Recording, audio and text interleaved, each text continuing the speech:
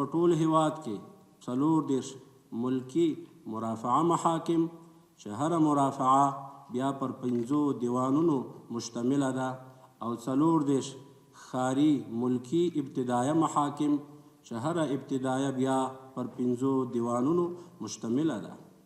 او د ولسوالیو په کچه په ټول هیواد کې 422 فعاله ابتدایه ملکی محاکم هم شتون لري او دغه راز په ټول هیواد کې 4 د ځمکو د غصب د مخنیوي محکمې موجود دي او یوازې په کابل ولایت کې د نشهیي توکو پر وړاندې د مبارزې ابتدایه محکمه هم فعاله ده چې 2 رسمي دیوانونه لري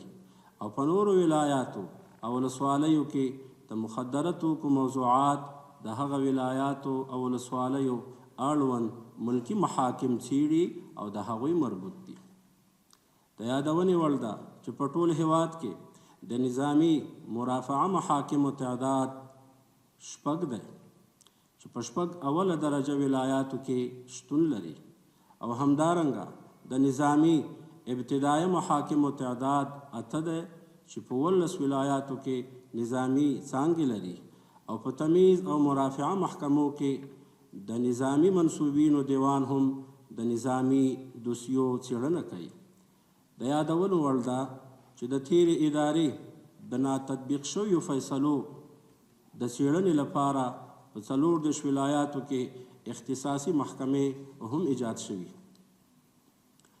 د 3 ګونو محاکمو د اجراءاتو په برخه کې لاسته راوړنې د هیواد د ټولو 34 ولایاتو د محاکمو د قضایي اجراتو په تړاو احصائیوي راپور په ربعوار او کلني شکل سره راټول شوی او په ډیټابیس کې ثبت شوی دی او همدارنګه راپور د توحید او ترتیب وروسته د بعدي اجراتو په مخه د مشرتابه محترم عالی مقام او نورو اړونده مقاماتو سره شریک شوی دی چې له مخې د ابتدایه مرافعه او تمیز 3 ګونو محاکمو ته د راغلو جمع شویو حقوقي او جزایي قضایا او مجموعه ارقام 2,50,222 ته رسیږي چې له دې جملې څخه د هیواد په ابتدایه محاکمو کې د مجموعه قضایا او تعداد 2,03,478 دی چې په دې کې د هغه قضایا او تعداد چې رسیدنه ورته شوې ده 1,50,852 دی او د هغه قضایا او تعداد چې تر کار لاندې دي 1,50,626 دی او د هیواد په مرافعه محاکمو کې د مجموعه قضایا او تعداد 4,922 دی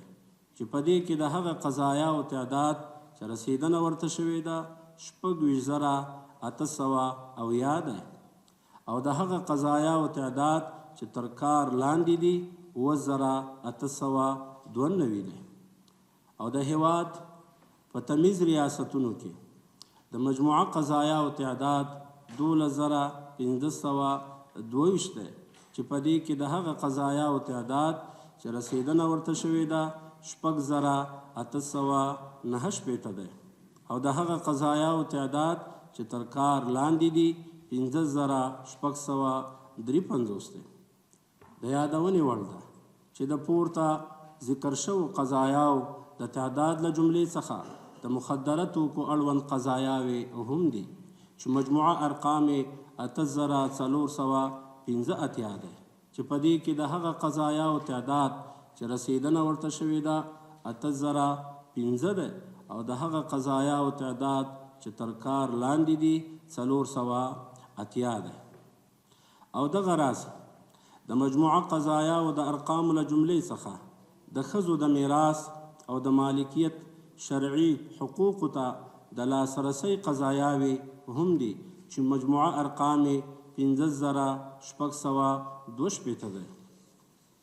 په دې کې د هغه قضایاو تعداد چې رسیدنه ورته شوې ده 3,383 دی او د هغه قضایاو تعداد چې تر کار لاندې دي 2,209 دی.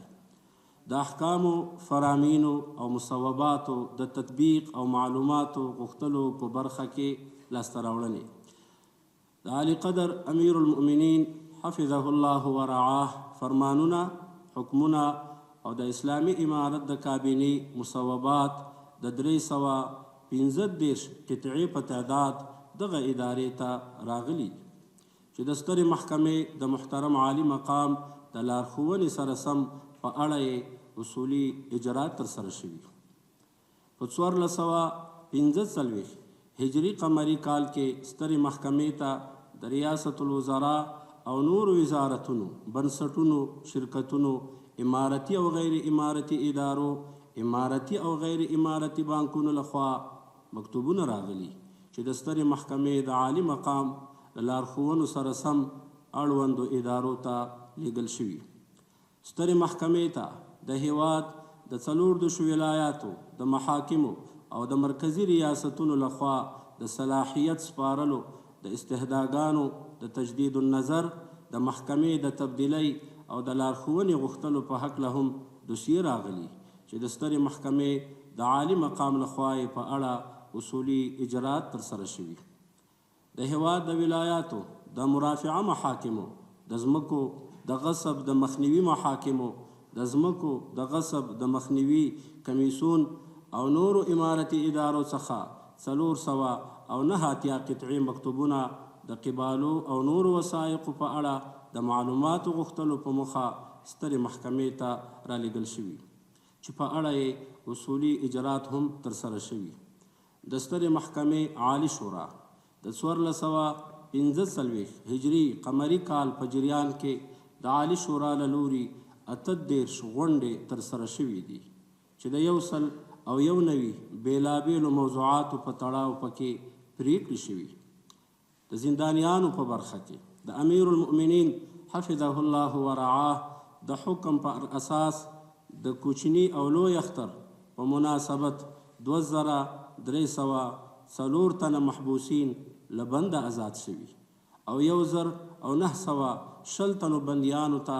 د بند په موده کې تخفیف ورکول شوی. د خلکو ستونزو ته د رسیدنې د محاکمو د ځانګړي څارنې او همغږۍ په برخه کې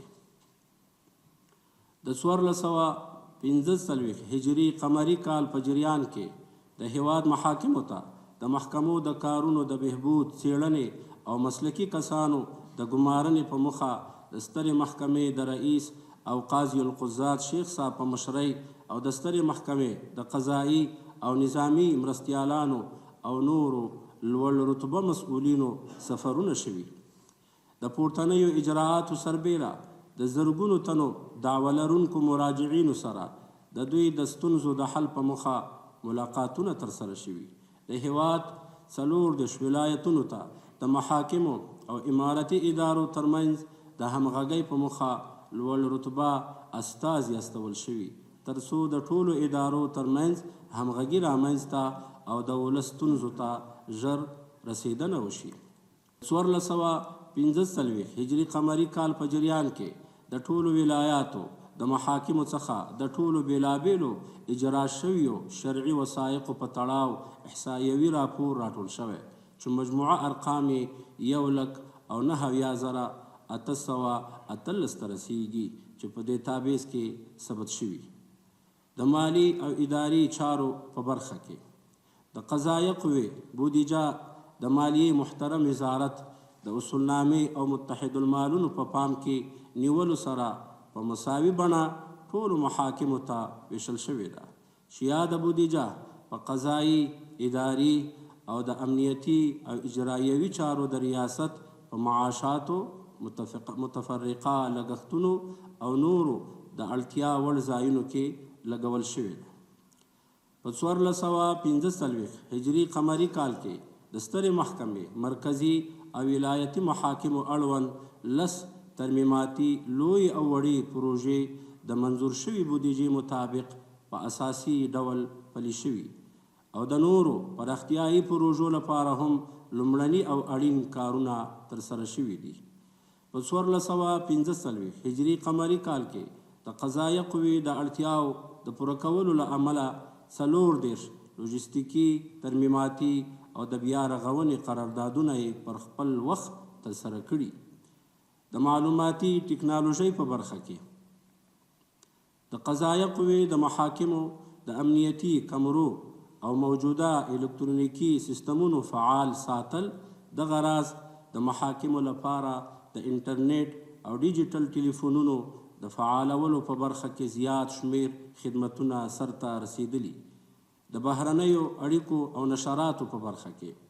په کابل کې د میشتو نړیوالو بنسټونو او بهرنیو سفارتونو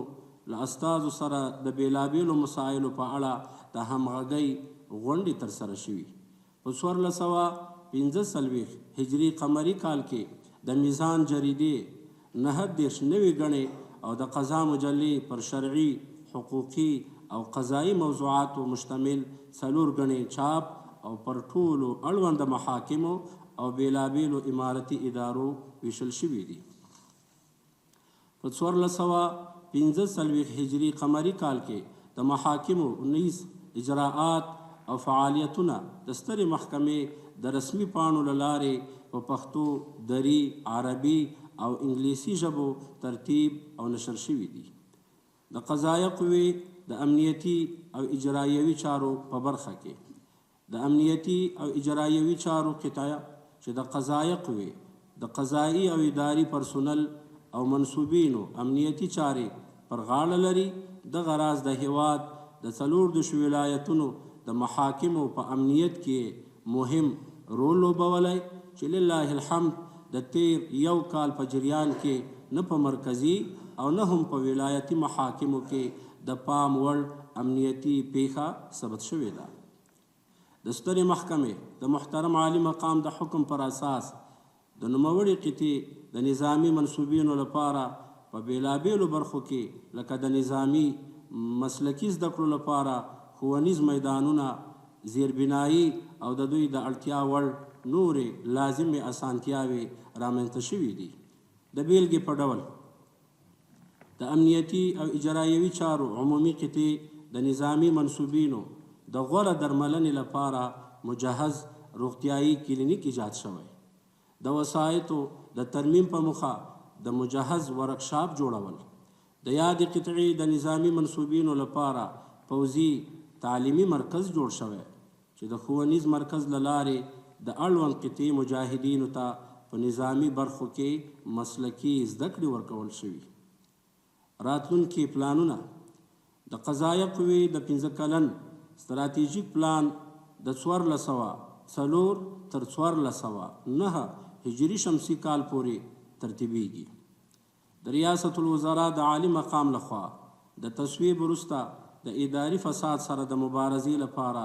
د 15 کلن پلان تجرید او بیا د سترې محکمې ټولو پلي کوونکو څانګو ته تکثیر.